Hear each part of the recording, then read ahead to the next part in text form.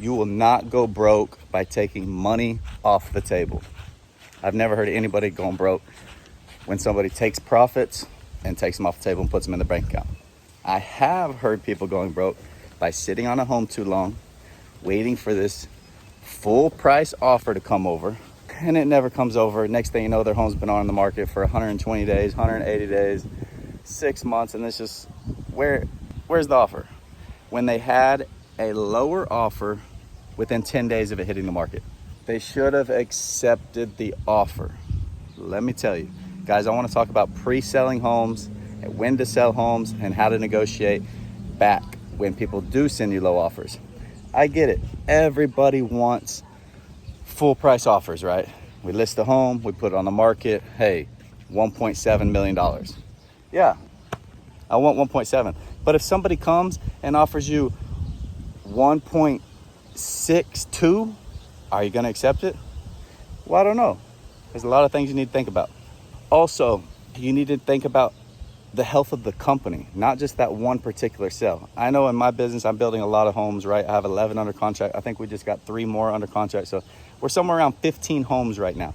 Now, this one home might need sold at the certain time. I might need the money for cash flow. I might need to get the equity back. I might have smaller profits, but at the time I could get it into a better opportunity. So there's a lot of things you should think of instead of just being like, okay, 123 Main Street, I need to make $300,000 on this one home. You know, I'm building a lot of homes. I can make $100,000 on that one home, and I could hit a grand slam on the next one.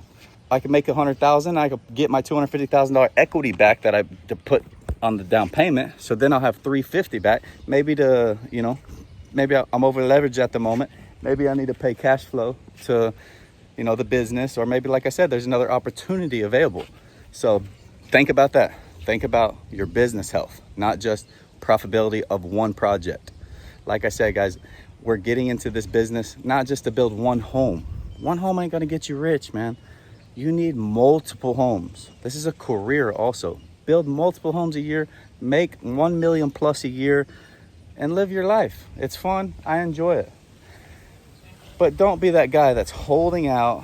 I'm not gonna sell this house unless I get this much money, because then you could be caught holding the bag. So let's talk a little bit about pre-sales. Let's talk a little bit about pre-sale.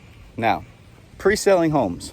I love the pre-sale, but you must pre-sell right. I've pre-sold wrong, and I've pre-sold right. Some of the lessons that I've learned: do not allow the buyer to step foot on the property without you, the builder, or without your general contractor, or without your project manager, somebody that knows construction. I've seen these buyers, they walk the property, they don't understand that there's gaps between the cabinets and the countertops, or gaps between the baseboards and the floors, or the sheetrock and the baseboards, or the sheetrock and the trim. They don't understand that everything gets puttied with wood and sanded down, and then gets caulked, and then gets painted, and then maybe gets sanded again, and then gets caulked, and then gets painted. They don't understand the construction process, and they're going to think you are a bad builder. So please don't allow them to walk the property without you on the property. You need to explain how things are done. This is how things are done. You won't see these gaps. We're gonna sand it, we're gonna paint it, we're gonna caulk it, everything's gonna be done. You'll never know that this gap is there.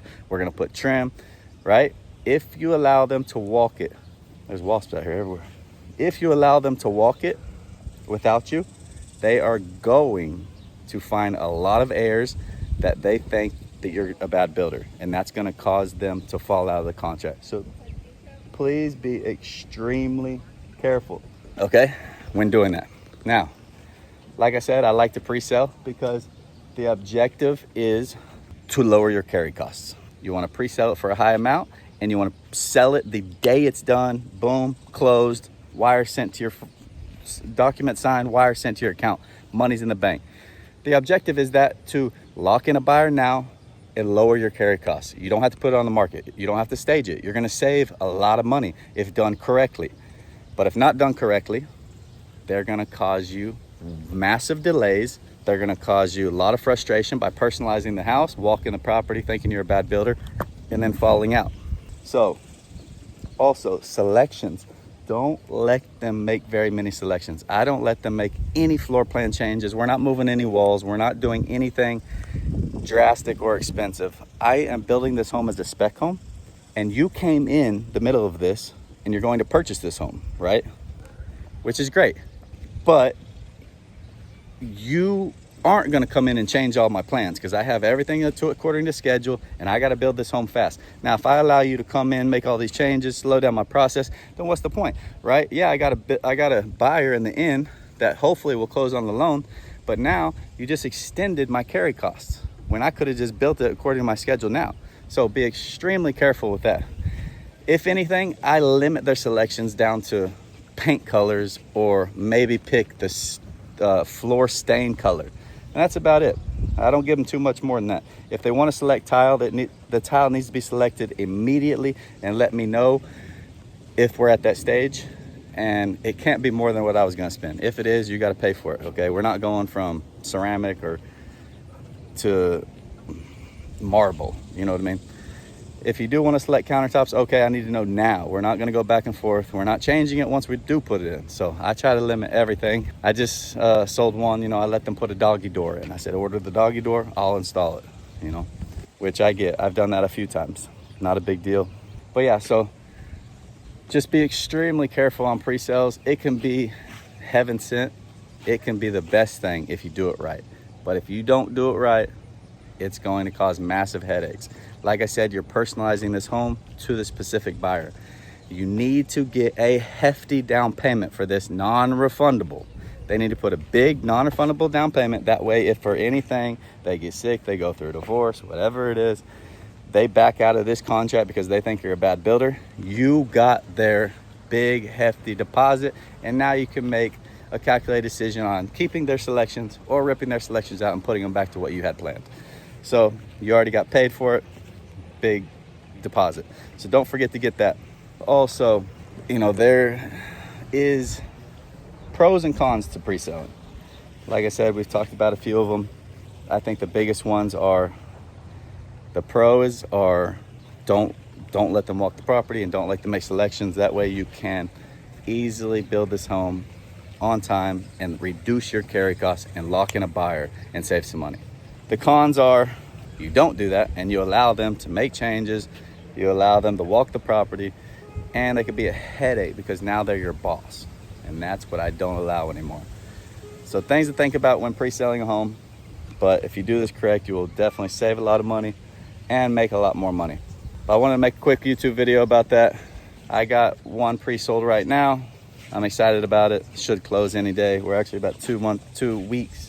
We're only about 2 weeks behind schedule, not due to them, but due to just weather factors and stuff like that. And that's another thing, buyers, they don't really understand construction. Like I said, they don't understand weather delays. When you tell them closing date. So when you do tell them a closing date, give it an extra month just to be safe. That way, if you have to go further than that, at least you already got you a month buffer, And if you come in on time and early, hey, it makes you look even better. So think about those things. And remember, you won't go broke taking money off the table. I can promise you that. So pre-sell it, lock in that profit, and get that house done to your liking and your schedule, not theirs. Appreciate y'all tuning in this YouTube. Had to make one real quick before I get out here on this water on my jet ski. Yeah, man, if y'all, any up and coming real estate developers, click the link below. Schedule a call with me and my team, man. I teach you guys this from A to Z. Anything you need to know. We'll help you with underwriting. I'll help you with lending. I'll help you with designing, with the architects. We have everything ready to go. I got the whole blueprint. All you got to do is schedule a call, join the program, and we will take you building a beautiful home like this. So anyway, I appreciate y'all tuning in. Subscribe and hit the bell. We're dropping 3 to 4 YouTubes every single week. And please share this YouTube. Some up and coming real estate developers or people that are going through maybe a pre-sale situation right now. And I'm talking about all kinds of stuff that I've been through. Anyway, before I get stung, I'm out of here.